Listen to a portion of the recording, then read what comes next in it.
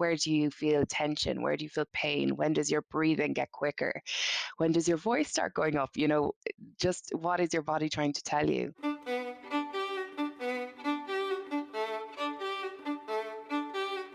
Hi, I'm Derik Mills. Welcome to the Glo Podcast.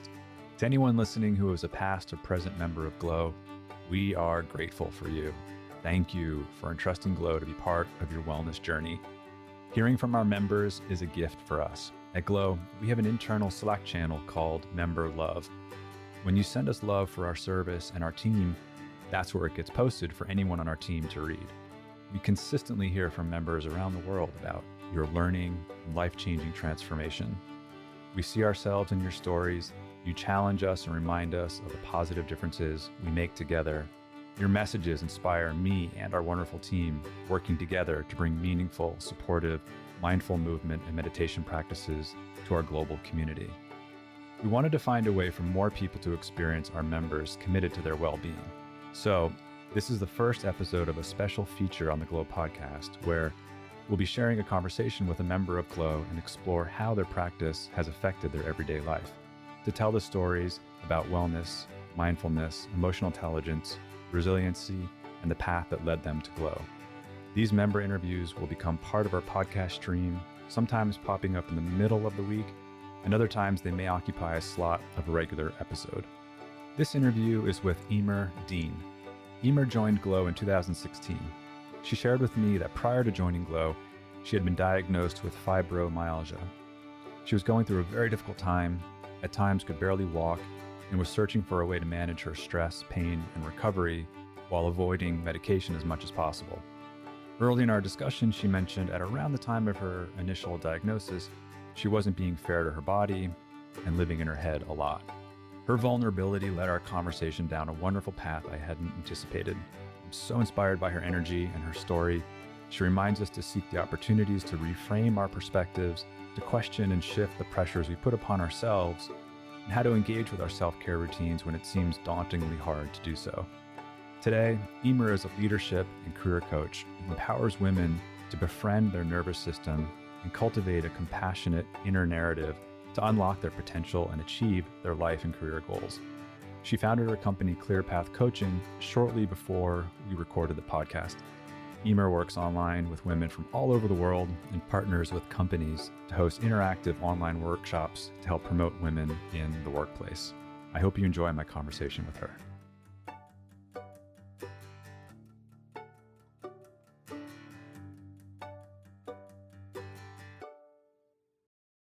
So I joined Glo in 2016, I believe, for the first time. Well, it was Yoga Glo back then. And what had happened was I was going through a really difficult time, and I had been diagnosed with fibromyalgia. So I was, had been recently married, career in a great company, really exciting. And then just had this condition that nobody really knew anything about. And, from a medical perspective, it was really heavy medication was the option. And I was looking for alternatives to that. So I was seeking, any way that I could, find a way to make this happen. Like at times I could barely walk. It was really, really, it wasn't a good situation. Yeah. So I came across, I suppose I became really open to looking for ways to self-manage it and see what could I do with my lifestyle. I was really overweight at the time, very, living in kind of a high stressed, like diet was awful. I was definitely not living, I wasn't being fair to my body, I suppose. I was quite detached from my body as well at the time, living in my head a lot. So I think I came across a blog post because I would have done yoga maybe like 20 or 30 classes in the decade prior to that. But what I discovered last night when I was thinking about it was that I used to go to yoga when I was feeling really good. So I'd go to a class, I'd seek out a teacher, I'd hear about something great, and it was something I did when I felt good to feel even better. Whereas I think with Glo, what it's given me is a place to go where I feel quite vulnerable, or where I'm not feeling well, or I'm feeling, I'm in quite a lot of physical pain. And it's given me all of these options where I can, do a class for 10 minutes, do a class for 20 minutes. There's no judgment.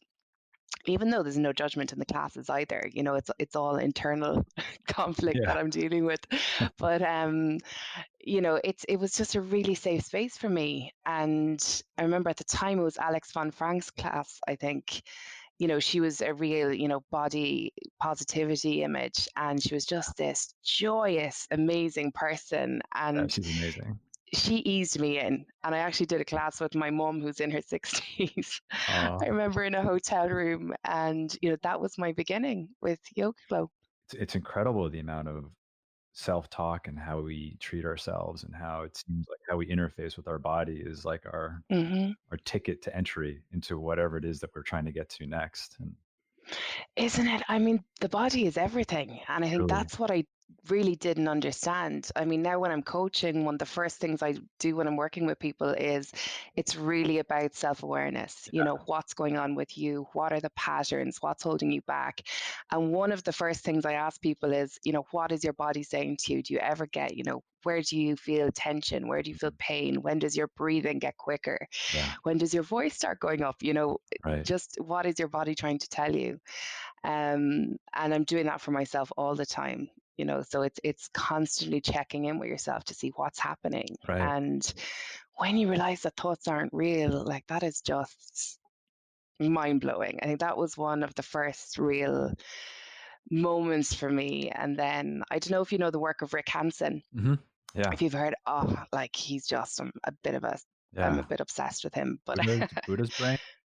yeah, exactly. So I think he was the first person I remember hearing about neuroplasticity and Hmm. just the fact that we can change our brains. Right. And, I think once I really started understanding that message and being, I don't have to be a certain thing, or, I'm not fibromyalgia, I'm not anxiety, I'm not, Yeah, these are states yeah, and they're moments that we can pass through and that we can, overcome, and they don't define us. Because that's something I really struggled with the fibro. I think I would have been the first person on the dance floor and the last person off. And then suddenly I wasn't getting near any dance floors. I was hardly leaving the house. oh, So it was a real confidence killer, yeah. but my body was shouting at me to do something and I had to listen. When you speak of like your self-awareness generation process, like I see that as Hmm. kind of as equivalent to your own mindfulness practice. How has that changed your life, if there's a short version of that? The short version. Okay, so, well, I suppose there's two parts to that really. I suppose from a self-awareness piece, like with the work that I've done on my own journey over the last few years, um, I would say checking in with myself. I'm so aware now of how I feel when I do a class on Glo. So I know no matter what, I will feel better after I've been on the mat than before I've been on the mat. So there will always be some positive shift. Um, I think, there's sometimes, and I was chatting to my husband about this last night, there are some times and there's some classes that I'm saying, I hate this, every second for the 20 minutes or the 30 minutes that I'm doing it, literally saying, I hate this, I hate this, I hate this. But, and I think the funny thing as well, my husband was saying, this isn't a level one. It's like, this is definitely a level two. So you can go through all those, those real challenges sometimes, but even being aware of the fact that I'm fighting with myself for some reason, that's a learning that I'm able to take away. And the fact that I've achieved that, that I've done it, and it's an accomplishment for me for that day. Right. And I've definitely learned something new about myself. Feeling, the thought arises, whether it's good or bad, and you just have a better Hmm. sense of witnessing it. It sounds like. Yeah, yeah, absolutely. And I know for myself, certainly when I've lapsed, or like if I wake up in the morning and I feel like, oh gosh, like, I don't want to do that today. Like, Hmm. I suspect you have a similar experience. Oh, And yeah. how do you just psych yourself up? Kind of what's your method for getting through that?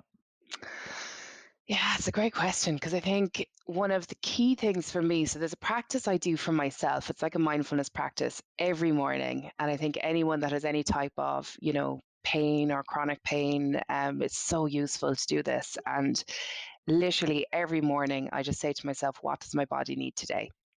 And Mm. that's it. And I kind of sit with it for a couple of minutes. And, I don't go with the initial, my body needs to stay in bed. So I try and tease it out a little bit and really just listen to my body and do, a quick, 60-second kind of body scan. And that's when I decide, okay, am I going to do a class, or, do I need to rest today? So I think, what gets me back in is just checking out myself first to see that I need it. Then the other kind of trick I would use is, I suppose, after I have done a class, I really, let that class, the feeling marinate. Mm. So I was thinking about our conversation, and one moment just struck me, and it was when I think it was Catherine Budick's class that I did. And again, she's just, I mean, amazing, like out of this world. But there was one class I had done, and it was kind of a challenging class for me, and it was 30 minutes. And I just remember finishing that class and lying down and feeling this feeling for about 10 minutes. It was like my body, it was something that my body had never felt before. And I felt like my body was finally going, thank you. Mm. Thank you for finally listening to me. This is what I've been talking about. This is why I've been shouting at you in pain, and I also had a moment of, this is what those fitness people feel all the time. That's why they keep going to the gym. So I try and dial into that feeling when I'm not, I'm not really feeling up to it. Ah, I know that feeling so well. It just afterwards, Hmm. this is the best thing I could have done for myself in this Yeah. moment. I need to do this for myself more and Hmm. more. I know that feeling so well. When you do the body scan in the morning, and Hmm. in the moment or the possibility where maybe it's not so positive, like you're just maybe a Yeah. little down on yourself, how do you navigate that?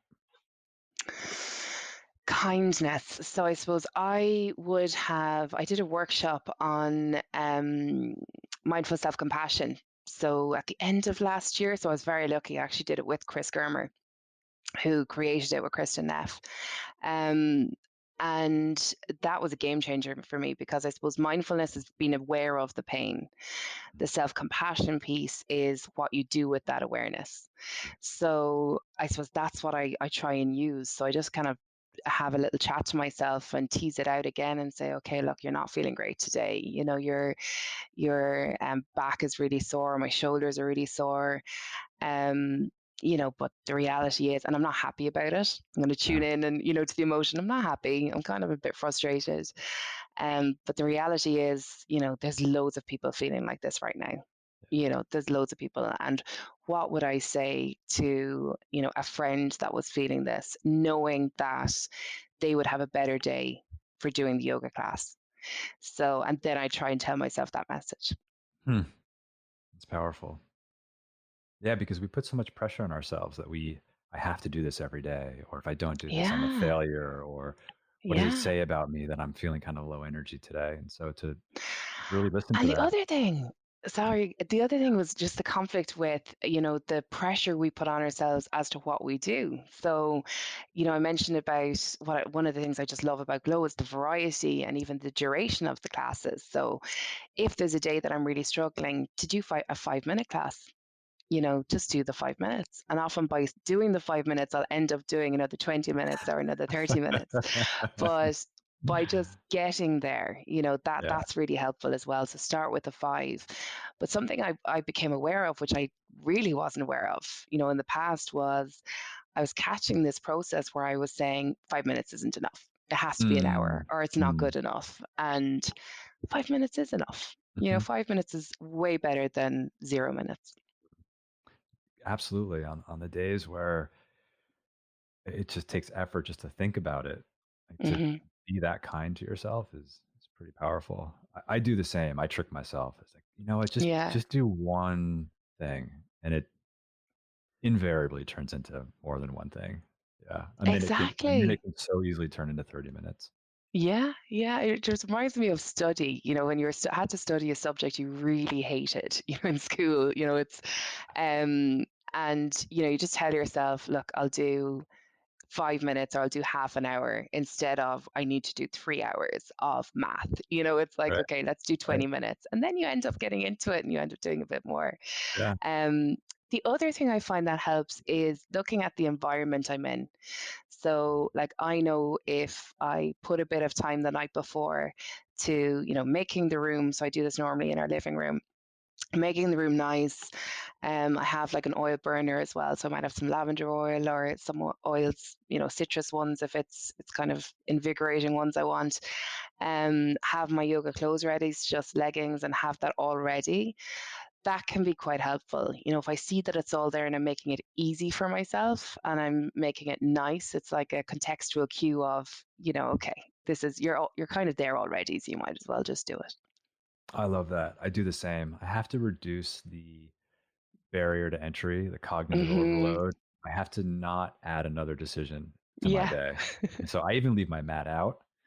I have to have, Yes. it helps to have it all ready to go the night before. But if I have to spend Yeah. time looking for it and setting everything up, even when I go Hmm. bike riding, I tend to, then I get down on myself for having wasted time. And it's just not healthy. Yeah, it's like whatever way you can remove the blocks, Yeah. apart from the yoga blocks, leave them there, but all the other blocks, um, just make it easy, try and make it as easy as possible for yourself. And it's so funny because on the weekend when I do classes, I have a daughter who's going to be 3 in a couple of weeks. So she's like, I'm doing yoga, mommy. So she'll come in and her downward dog is amazing. Like I don't know if I'll ever get close to it, but it's so funny the way kids just dive in and get involved and love it. Oh, that's beautiful. Thank you to our entire team behind the scenes at Glo. I'm so grateful for your care and commitment to serving our members around the world. Thank you to our teachers for so beautifully sharing your gifts and talents. I'm also grateful to our lovely community of Glo members. You've supported us since 2008, and because of you, we get to continue to do the work we love.